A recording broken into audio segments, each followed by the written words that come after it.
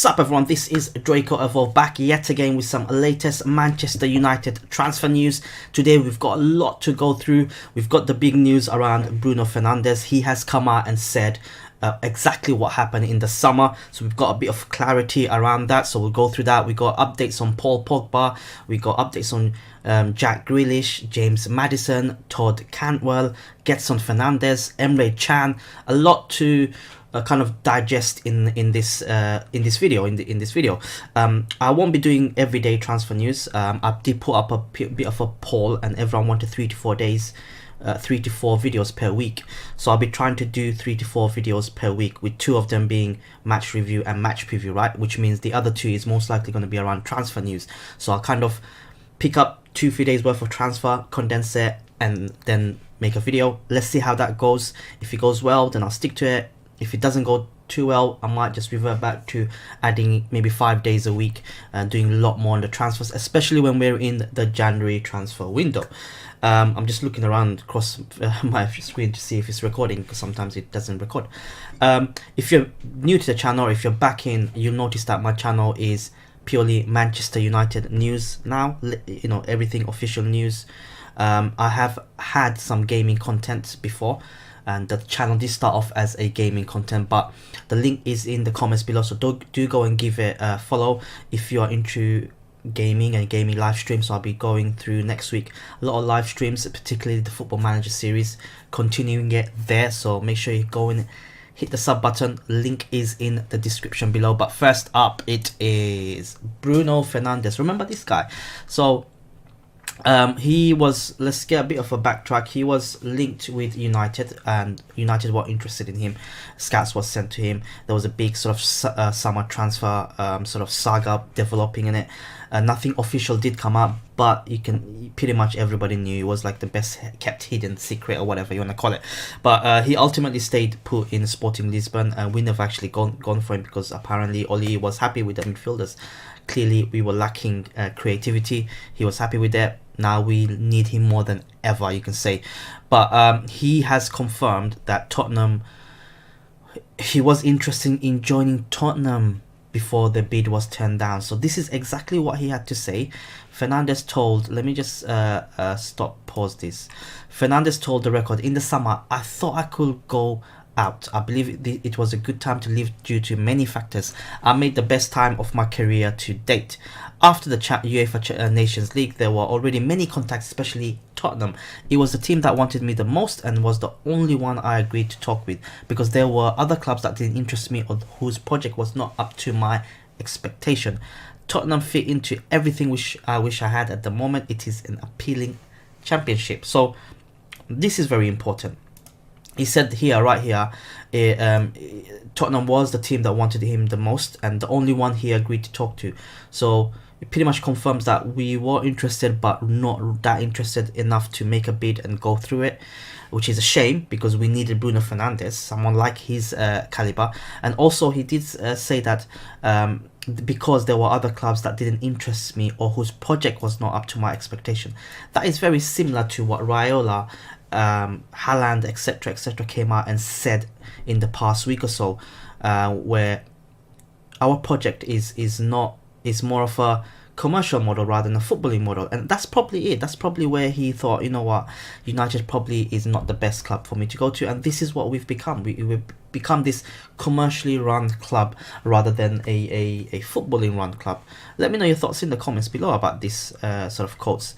He goes on to say, "Knowing that Tottenham will be willing to pay for me and make every possible effort to take me leaves a player eager to take that step.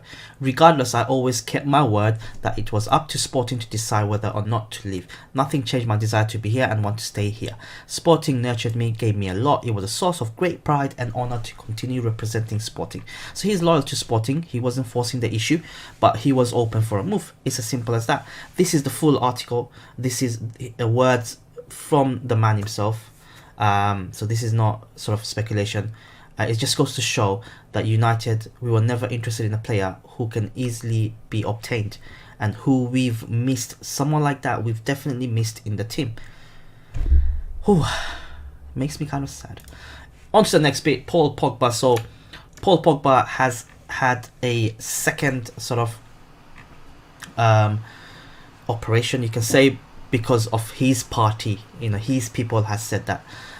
But it does seems like the career is over, pretty much. I don't think he'll return back for a long time.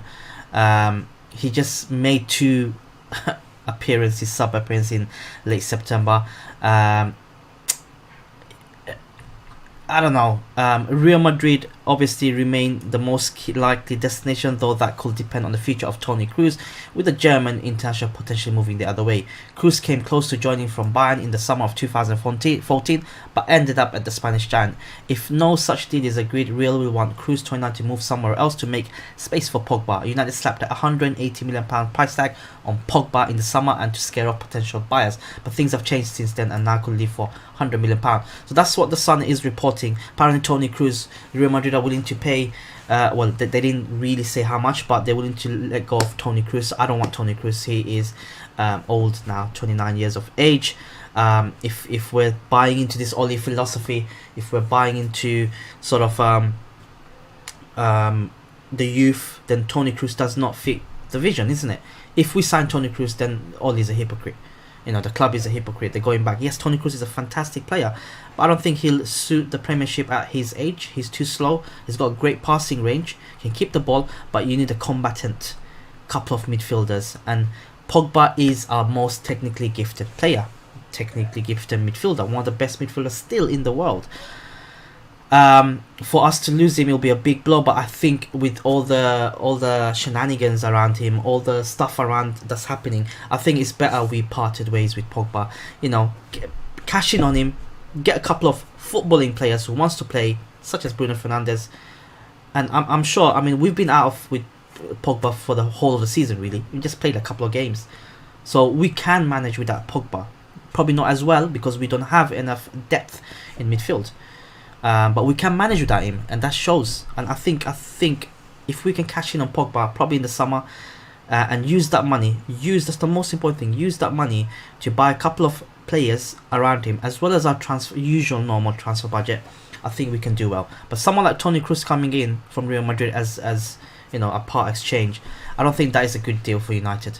But let me know your thoughts in the comments below. Would you take Toni Kroos at this moment on time?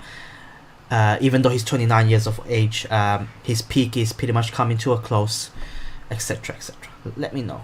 Next bit of news, we've got Getson Fernandes. So apparently Getson Fernandes, I'm not going to read the article just yet. Apparently Getson Fernandes representatives was in the UK yesterday, talking to a number of Premier League clubs. There has been confirmation pretty much coming up from Sky Sports this morning that West Ham are in advanced talks with him. I don't know much around him. He has had a falling out with his current club. He is young and he hasn't played for like 7-8 games straight. He wasn't even included in the squad, if I'm correct. I don't know the price around him. I don't know what's happening, but apparently United are in for one of the apparent suitors in for him. But yeah, take it as you want. But in this article, which is by the Independent, they say that Solskjaer is prioritising an attacking midfielder. No shit, Sherlock. Such as Jack Grealish or James Maddison this month. But the United manager remained conscious of the difficulty of getting the right players mid-season. The Independent has also been told that the injury to Scott McTominay and ongoing issues with Paul Pogba influenced strategy, that our previous willingness to wait until the summer for any signings has softened. The nature of the display against Arsenal, where United looked so unimaginative in a 2-0 defeat, has further influenced that. Solskjaer had wanted an attacking midfielder for the summer anyways, but there is a realization that has become even more pressing. Villa's Grealish and Maddison of Leicester are the top choices. The club may investigate the availability of Christian Eriksen, who is out of contract at Tottenham in the summer, but his preference is to go abroad. The advisors of Sporting's Bruno Fernandes are meanwhile once more hopeful of bringing the attacker to England, but Solskjaer has been cool on that option since first being approached in the summer. So this article goes on to say that we are interested in someone like Jack Grealish and James Maddison, given our kind of midfield situation and the lack of creativity over the Arsenal game. It has kind of accelerated, and those two players have come into the foray. I'm just going to close some of these windows so I can get to Jack Grealish's stats. So his stats is 21 games, 8 goals, 6 assists, right? He can play in the left side, CM and AM. For me, Jack Grealish is a good player. He's a decent player. He has been doing so well in a team that's technically fighting relegation. You know, Aston Villa, who's surrounded by dross, but Jack Grealish is standing up. It just shows the players' quality and the hunger, even though he has, you know, poor players around him. I think at United he can do well, especially he's got decent players around him. You know, United on paper do have a lot more better players around them, so I wouldn't mind him. I wouldn't mind kind of accepting the fact also that in January, to make any sort of deal, you're gonna have to pay over the odds more so than normal. So he's probably gonna cost upwards of £50 million. He's been single-handedly carrying Aston Villa in the Premier League, certainly. But let me know your thoughts in the comments below. What do you think about Jack Grealish? On to James Maddison. Again, he's another wonderful player. Well, his team is second in the league. He is probably going to be more impossible to get. You can see his stats: 23 appearances, 9 goals, 3 assists. He has a lot of good build-up play. He is a United fan. I would love to sign him. But in January, I think with Leicester, the way they are performing, they can easily turn around and say no, get lost. They can easily turn around and demand more, just like they did with Harry Maguire. They stood firm.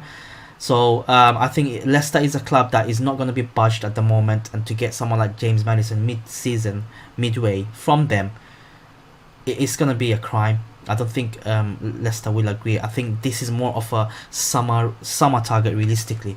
But here it is, and just everything about James Maddison. Let's see. So let me just close this window. Again, ESPN are reporting that Emre Can and Sean Staff are being among the options being considered also by Ole Gunnar Solskjaer. I don't mind Emre Can. He is Premier League proven. Not sure about his temperament. He is a decent player. But Sean Longstaff, who's basically a British player, right? He's got a British passport. That's probably why we're linked with him. He is not good enough for United. I mean, come on, in Newcastle he's on the bench most of the time. He's not good enough to be on the starting 11 for Newcastle. What do you expect him to come in and be a starting 11 for United? I think that is just apparently Michael Carrick sees a lot in him, in Sean Longstaff, and he's the one that's pushing Sean Longstaff's transfer. Well, first of all, Michael Carrick, just shut up and get on with your coaching. You know, your coaching is important to you. Don't get meddled in the transfer speculation either, especially recommending players like Sean Longstaff. Come on, Carrick should know. He played with some of the world's best players. Carrick should know what it takes to be a United player. Sean Longstaff is not a United player. He was never a material. He's just an average player. He holds a British passport, and we are linked with him, and Ole Gunnar Solskjaer apparently wants him. Simple as that. We should go for quality. Besides, he's British. His Premier League is January transfer window. How much will he cost? How much do you think he'll cost at this January window? Let me know your thoughts in the comments below. His brother is doing better than him, right? On to the last bit of news. So apparently Todd Cantwell is on the list of their transfer targets, along with Man City and Tottenham. Cantwell scored his 6th goal of the season against Crystal Palace, who's only 21 years of age. The £30 million rated attacking midfielder tally is only topped among Daniel Farke's Norwich squad by the 9-goal leading scorer, international Timo Pukki. United are rethinking the midfield option for this window following injuries to Paul Pogba and Scott McTominay. Cantwell is the type of talent they are now aiming to buy, namely young and British. They're also admirers of Leicester's Maddison, Grealish and Sean Longstaff. Now, him I can get on board with, right? He can play a variety of positions. He's had a wonderful season. He's played 21 games, 6 goals, 2 assists. He's young, he's 21, he still can develop. He's got a lot of energy and bite to him as well. I don't know, and he's only £30 million, right? Compared to, say, someone like Sean Longstaff, who's probably going to cost you upwards of 50, 60, 70 million pounds, what Newcastle are quoting. But him, I can definitely get on board with. I'd maybe more of a realistic target in the January transfer window, because Norwich is not in the best of places. He can move on, Norwich can cash in, but they have no inclination to cash in, right? They might wait until the summer, which was what the article says. But he's a new name that's been linked suddenly recently. But let me know your thoughts in the comments below. This is it, guys. This is a longer than normal video because I've condensed a couple of days news worth of news to bring you a massive video, you can say. I hope you liked the video. I hope you like this format of the video. Remember, my gaming channel comment is on the comments below, pinned comments below. Do go and give it a follow. and there's loads of questions in the video itself. You can see on my left side, one of those sides. So you know, I'll try to get you guys involved. I'll try to pick up comments in my next video. I'll do that same thing in my next transfer video. So get commenting, guys. Hit the sub button and the like button. It will go a long way to help someone like myself. I hope you guys have a fantastic day and a fantastic weekend. I'll see you next week, unless there is a official breaking transfer news regarding Manchester United. Other than that, I'll probably see you guys next week, make a bit of a timetable and see your votes. And the vote is now closed, by the way, and we'll take it from there. And stay funny.